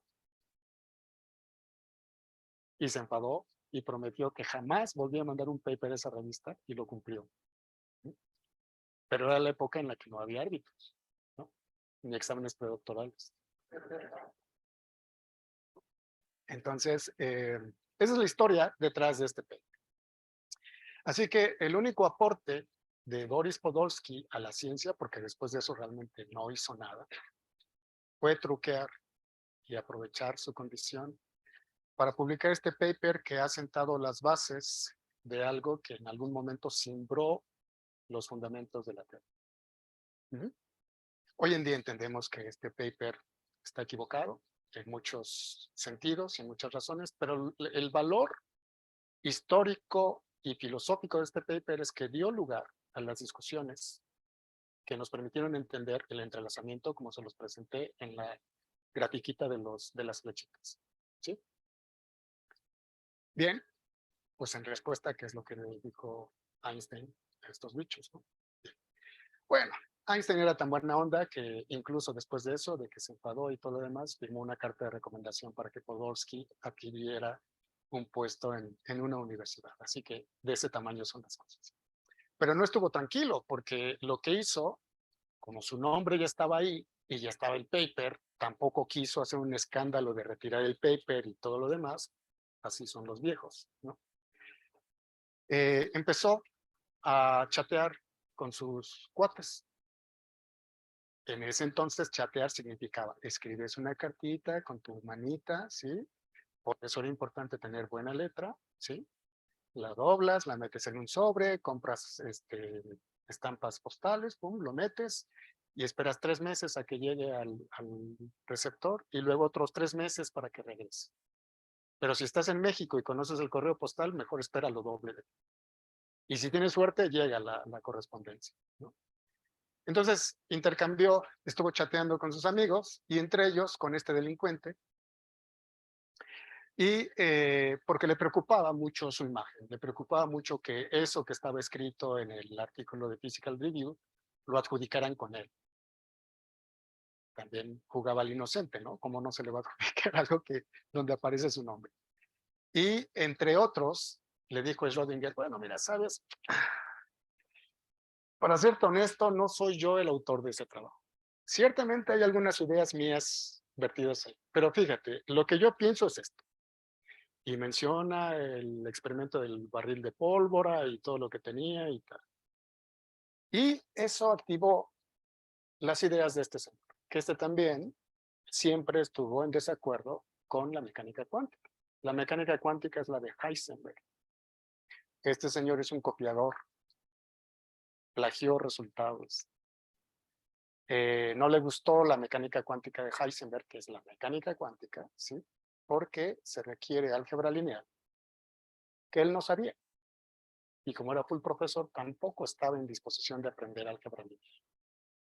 Así que se dio la tarea de formular su propia estructura de lo que sería la mecánica cuántica y él mismo la bautizó como la mecánica ondulatoria para hacerse lo más lejos posible de la mecánica cuántica de Heisenberg. Y entonces saben que esta ecuación es originada por este señor y él desde el principio había cometido un error fundamental. El error que había cometido este señor es interpretar este objeto matemático como el electrón mismo. ¿Sí? Igual que ocurre con la formulación hamiltoniana de la teoría newtoniana o los mismos vectores en Newton, que uno da un punto en el espacio-fase y establece las trayectorias en el espacio-fase y eso mismo es indistinguible del camión que está pasando por Avenida Politécnico. Entonces él argumentaba que esta función de onda y el electrón era la misma cosa. Y de inmediato tuvo críticas, ¿sí? Una de esas críticas, muy sensata, ¿sí? Fue que si el electrón y la función de onda eran lo mismo, en ese entonces, mucho antes de eso, sabíamos que la carga del electrón es indivisible, de hecho es uno de los números cuánticos primigenios.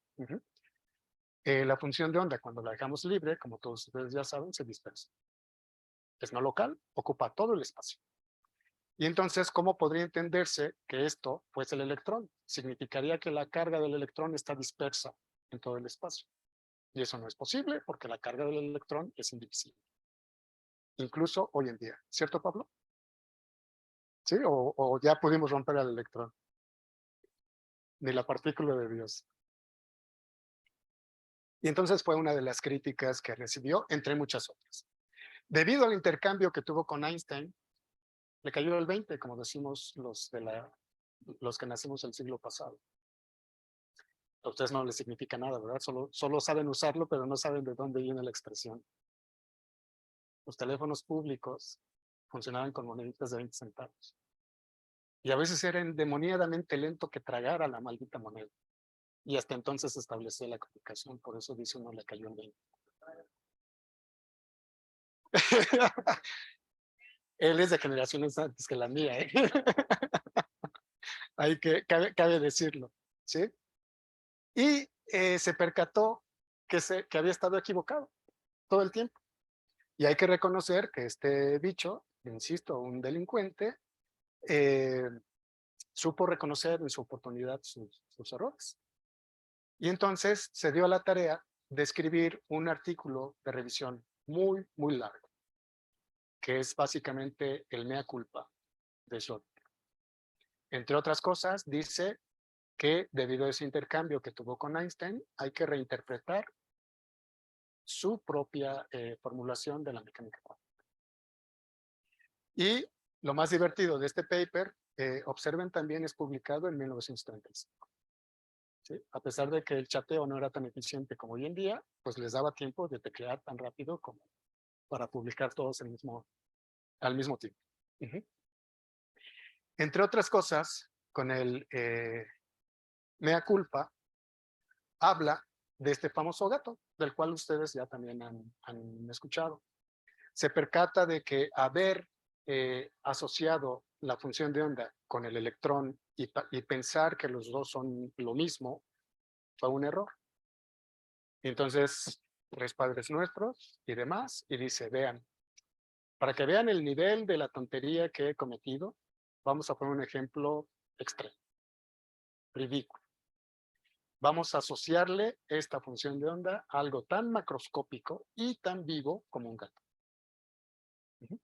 Y ya saben cuál es el ejercicio, ¿no? Resulta que este paper, que les digo que es un tocho de decenas de páginas, se ha vuelto famoso y uno de los más citados en la historia de la ciencia, solo por este párrafo. En este párrafo es donde describe el experimento maquiavélico. Ya saben la historia, no se las voy a repetir ahora porque ya no quiero aburrirlos más. Y el resultado final es que si se le adjudica una función de onda al gato, la teoría cuántica entonces nos lleva, según Schrödinger, a la situación absurda de que tenemos un gato zombie, porque va a ser una combinación lineal de gato vivo y gato muerto. En la época de Schrödinger eso también era inconcebible, ¿no? Pero quien haya visto completa la serie de Walking Dead sabe que todo es posible, ¿no?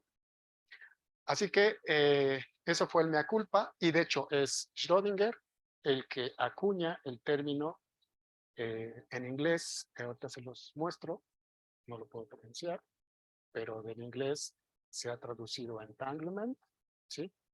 Y de entanglement hay gente que le pone enredamiento, pero eso no describe completamente las propiedades de esa palabra en inglés. Así que lo mejor y el acuerdo de casi todo el mundo en cuántica contemporánea es entrelazamiento. Llámele como quieran. Correlación no clásica. ¿Sí? Y entonces, con los gatos también nunca se sabe, ¿no?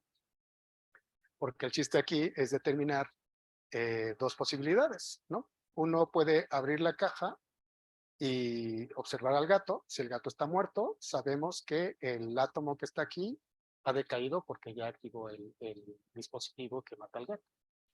Si alguno de ustedes tiene problemas con ver a los animales muertos, pues no ve al gato, simplemente mida el estado cuántico del átomo, y si no ha decaído, ya pueden abrir la caja. Si ya decayó, déjenla ahí.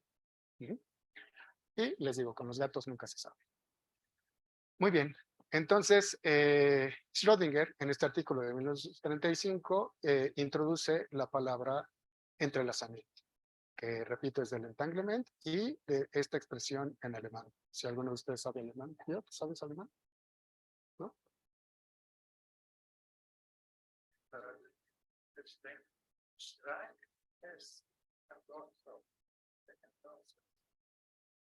Sí, no está Pepe, sino seguro que él sí nos lo pronunciaba. Bien, y entonces realmente con eso Schrödinger quiere representar lo que ocurre, ¿sí? Con un sistema grande compuesto de subsistemas, cuando nosotros prestamos atención solamente a una de las partes. Muy bien. Pues después de este trabajo de 1935, se empezaron a formular criterios y teorías de variables ocultas. Porque atendiendo al criterio de realidad que aparece en el paper de EPR, una respuesta de la comunidad, una respuesta inmediata fue, bueno, es que quizás no podemos describir completamente el sistema porque hay variables en el sistema que no nos son accesibles a nosotros. Entonces vamos a formular una teoría pensando que existen estas variables y ver las consecuencias que hay. Ujú. Una de las formulaciones más exitosas, más robustas y que al día de hoy no ha sido rechazada, fue establecida por David Bohm. Ujú. David Bohm, entre otras cosas, lo que hace es codificar el paper de EPR en un experimento como el que vimos al principio con fotones, nada más. Nos codificó eso en el pizarrón y lo hace fácil. Poco tiempo después aparece este personaje que es John Bell, del área de física de altas energías, tanto teoría como experimento, trabajaba en el CERN, y este señor desde muy joven estuvo interesado en las nociones de la física cuántica y en particular en esta noción del EPR. Y Bell establece, se da cuenta que hay un resquicio entre las discusiones de variables ocultas y la teoría ortodoxa, porque había un problema. Aparecieron muchas formulaciones de variables ocultas, pero todas y cada una de estas formulaciones, lo mejor que podían hacer era las mismas predicciones que la teoría convencional. Entonces, no hay forma de distinguir cuál de las dos es la más acertada. Uh-huh. Y suele aplicarse lo que Carl Sagan llama la navaja de Ockham. Cuando ustedes tienen dos teorías, diferentes o no, que dan lugar a las mismas predicciones y cada una de estas predicciones se verifica en el laboratorio, ¿con cuál se queda? Con la más sencilla. Y no es que la mecánica cuántica de Heisenberg, Pauli y demás sea sencilla, pero es lo que ya sabemos. Pues no nos vamos a poner a aprender una teoría que no predice nada. Y lo que hizo Bell fue detectar que hay un resquicio donde es posible distinguir cuál de estas dos formulaciones es la acertada, si la de variables ocultas o la mecánica cuántica convencional. Y publica este trabajo, vean, ya es 1964. Uh-huh. Y este trabajo es también uno de los más citados en la historia de la ciencia. Y en este trabajo lo que hace es reducir todo en términos de una desigualdad algebraica que involucra mediciones posibles en el laboratorio. Entonces, la predicción de Bell es que si las teorías de variables ocultas son la mejor descripción de la naturaleza cuántica, esa desigualdad debe cumplirse. Si esa desigualdad se viola, entonces la formulación cuántica de Heisenberg y compañía es la acertada. Y eso fue un hito en la mecánica cuántica. El siguiente reto fue cómo diablos llevamos al laboratorio esas desigualdades. Y uno de los primeros en llevar al laboratorio eso fue John Clauser en 1972. Vean la rapidez, este es 64, y ya en el 72 se establecieron las condiciones para el primer experimento orientado a verificar estas desigualdades. John Clauser usa una tecnología que hoy en día ya no se usa, usa también fotones, pero usa fotones que se producen por estados excitados que decaen y es muy, muy complicado, muy caro. Y entonces el reto al que se enfrentó John Clauser fue verificar que estos dos sistemas que se comparan estuvieran realmente aislados y que no tuvieran posibilidad de intercambiar información. Porque queremos ver que incluso con estas críticas que hacía Einstein se vale esto de medir aquí arriba y esto aquí abajo. ¿Sí? Había que aislarlos. Y entonces su experimento fue muy bueno, es el que abre el camino para todo esto, pero se tenían dificultades en ese sentido. Luego aparece este otro señor, Alain Aspect, francés, que se hizo inmediatamente famoso. En ese entonces era un joven postdoc, si no recuerdo mal, y perfeccionó el experimento de John Clauser. Y publicó sus resultados, que de inmediato fueron un escándalo, porque rechazan las teorías de variables ocultas, pero también tenían un problema, y ese problema es, nuevamente, los fotones estudiados estaban muy cercanos, y entonces no se podía descartar con certeza total que no intercambiaran información. Así que al último aparece el cuarto de caballería, que es este jovenzuelo que ven aquí, ni más ni menos que Anton Zeilinger. Y este Anton Zeilinger, que también proviene del área de altas energías propuso un experimento usando cristales no lineales, como los que les platiqué al principio de la charla, y de esa forma se aseguró que la distancia entre los fotones fuese óptima, como para verificar que no había intercambio de información entre ellos. Entonces, todas las dificultades técnicas que enfrentaron estos tres señores, como ya saben, se anunció, dieron lugar a que se les otorgara el Premio Nobel de Física de este año. A mí, en lo personal, me parece que a este señor no le han hecho justicia, porque este señor, además de esto, ha hecho muchas otras cosas. Fue el primero en teleportar estados cuánticos a grandes distancias y después de un continente a otro. Y eso fue a finales de los 90. Y por otro lado, creo también que a este señor tampoco le han hecho justicia, porque el experimento fue de 1972. Y lo que es peor aún es que a este señor, a este tampoco le han hecho justicia. ¿Sí? Porque le debieron haber dado el premio Nobel después del 72. Porque esto verifica lo que él es. Desafortunadamente, él falleció muy joven. De hecho, entiendo que ya no tuvo tiempo de ver los resultados perfeccionados publicados por Selinger. Y bueno, es un héroe que se queda sin la estrella que le correspondía por cuestiones de la vida y de la historia. Así que este es el esquema que usa Selinger, es el diagrama que les mostré del polinomio de orden 4, del que tenemos todo el aparato teórico para describir el fenómeno de entrelazamiento asociado con este fenómeno. Y con esto finalmente acabo. Muchas gracias.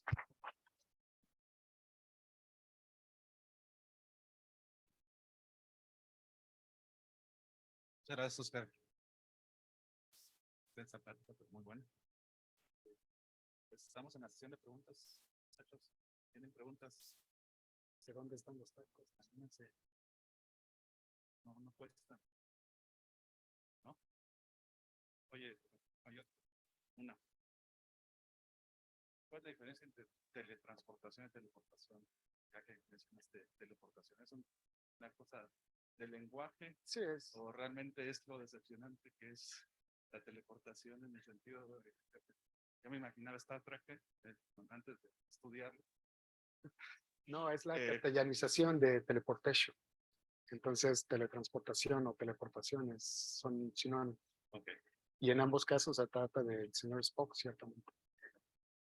Yo entiendo que pues, básicamente estás copiando la información a otro lado. No te la estás llevando. No te estás llevando el objeto, sino que Exactamente. estás llevando la información, se la copias a otro átomo, en otro lado, ¿no? Sí, ciertamente. Lo que envías a Andrómeda es la información para que alguien en Andrómeda inocule esa información en un sistema equivalente. Es decir, si vas a mandar información de un átomo aquí o de un electrón, en Andrómeda, el que vaya a codificar esa información debe tener a su disposición un electrón o un átomo para inocularle esa información. De tal forma que la comunicación de esta señal es clásica y se puede corromper fácilmente. Y ahora que lo mencionas, hace tiempo escribí un articulito para Avance y Perspectiva, donde también menciono el asunto de la película de la mosca. Si la has visto, ¿no? Es un clásico. A los que no, se las aconsejo. Y les aconsejo ver la película clásica en blanco y negro. Porque en blanco y negro al final es precioso, todavía más. En la película de blanco y negro, el científico genera un mecanismo para teleportar materia. Igual que en la película del 80 y tantos, ¿no? Se comunica por electricidad y hay un telepodo aquí, otro telepodo acá, y se inocula una mosca y entonces, ¡pum!, se pasa. En la película de blanco y negro, el humano tiene la cabeza de una mosca, que es enorme, y entonces la historia trata de que lo matan, ¿no? Porque sus familiares se asustan, como a Gregorio Samsa, ya no quieren saber de él y entonces lo eliminan. Pero la cabeza del humano se quedó en una mosca. Y entonces anda una mosca ahí, ya que se destruyó al monstruo y que todo es un día soleado y parece todo feliz, anda una mosca con una cabeza blanca circulando por ahí. La espantan y al final de la película se ve una red, una telaraña, y hay un insecto ahí moviéndose y se escucha una vocecita que dice help me, y luego hacen un close-up y es la mosca con la cabeza del humano, ¿no? Entonces esa es fantástica, ¿no? Debí haber dicho hay spoilers, ¿no?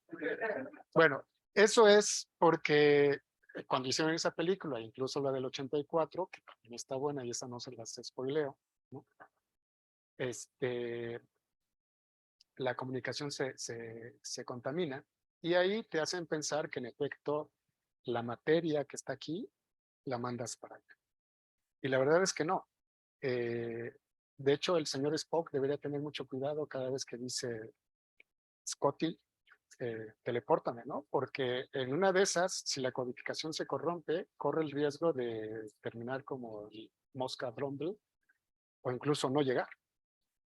Así que es cierto, es lo que tú dices, lo que se teleporta es la información. En el experimento de Seilinger, ¿qué es lo que hacen? Pues tienen un fotón aquí con una polarización, unas características, se manda la información de Europa a Estados Unidos, y en Estados Unidos se inocula esa información en el fotón, y pero es otro fotón. ¿Sí? Creo que...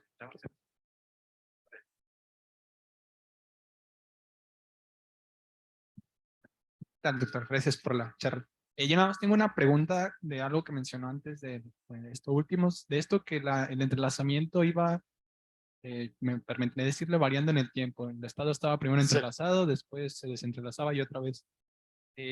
¿Por qué este parámetro del tiempo no se menciona tanto en el sentido de que si va cambiando de este estado, por decirlo de algún modo, ¿por qué no se considera, por ejemplo, de algún modo cómo va cambiando la entropía? Es decir, que el estado de entrelazamiento sea un estado de tal entropía.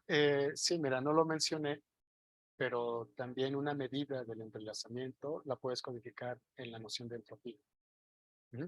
Entonces, tú puedes demostrar que cuando tienes un estado entrelazado y prestas atención solamente a una de las partes, esta parte tiene entropía y además esa entropía es máxima. ¿Por qué? Porque desconoces mucho del sistema. Pero al cambiar a un estado si la entropía es mínima y cambias a un estado de otra entropía, ya estás violando ahí la segunda ley, ¿no?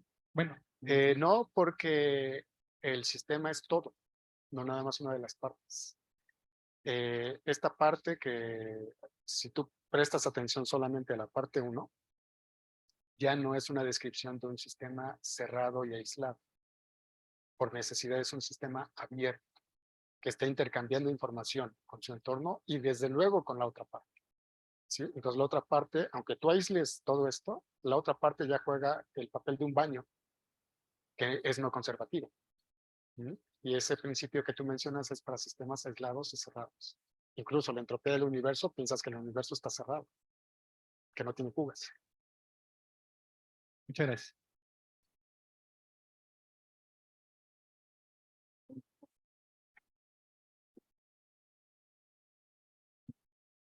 Gracias. Una última pregunta, doctor. Entiendo que actualmente comercialmente está este asunto que se llama Quantum Key Distribution. Lo que yo entiendo es que está basado en las desigualdades de Bell, es decir, es una comunicación híbrida. Todavía requiere el ejercicio clásico de Alice y Bob, en donde, oye, ya te llegó el tratamiento que tienes, ¿no? Hay uno que también he escuchado que se llama Quantum Secure Direct Communication, donde se pretende que todo el canal de comunicación sea totalmente ya cuántico. No sé si nos pudiera hablar un poquito al respecto. Sí, mira, al final, como le comentaba a Hugo, incluso en este segundo caso que mencionas, depende de cómo configures el experimento o el dispositivo. Al final hay que prestar atención al significado de qué significa medir. Y la característica de un sistema entrelazado es que tú no puedes describir cada una de sus partes de forma aislada. Tienes que pensar en un sistema completo, total. Entonces, medir este sistema significa no medir solamente la parte 1. Tienes que medir todo el sistema. Entonces, depende cómo diseñas el experimento y cómo se aplica la noción de medición. El proceso de medición no termina hasta que has medido todo el sistema. Ujú. Gracias, doctor.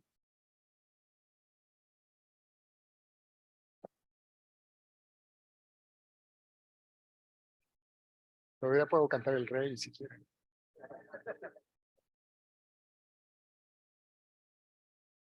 Muchas gracias por escucharlo. Pregunta es, bueno, pues, las partes del sistema. Si esto está oscilando a través del tiempo, puede ser que no está entrelazado y deje de estar midiendo el sistema en esta oposición. No, mira, las gráficas que mostré, que son un poco las que mencionaron hace un momento también, de estas oscilaciones, tengo que revisar.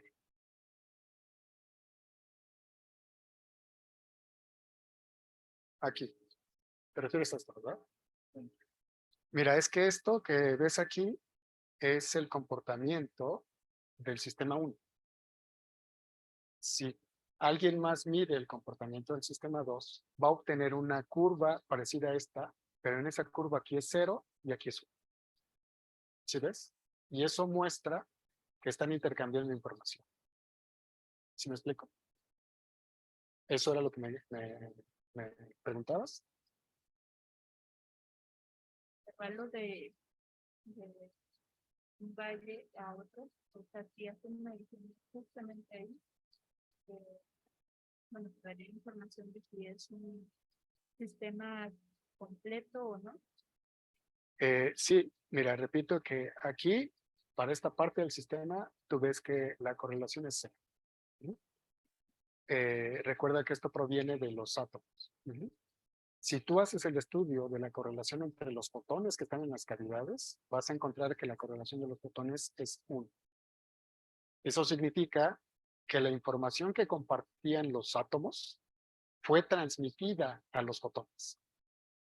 Y luego, cuando ves aquí otra vez una cresta, entonces vas a ver que la correlación entre los fotones es 0, porque ya le devolvieron completamente la información a los átomos. ¿Sí fui claro? Gracias a ti. Bueno, yo creo que llegamos al límite de tiempo, 2 horas. Pero tenemos aquí al doctor Carlos. Entonces, los invito a que para que sigan preguntando. Me dijo que me iban a pagar por hora, así que de aquí salimos a los tacos. Un aplauso. Gracias.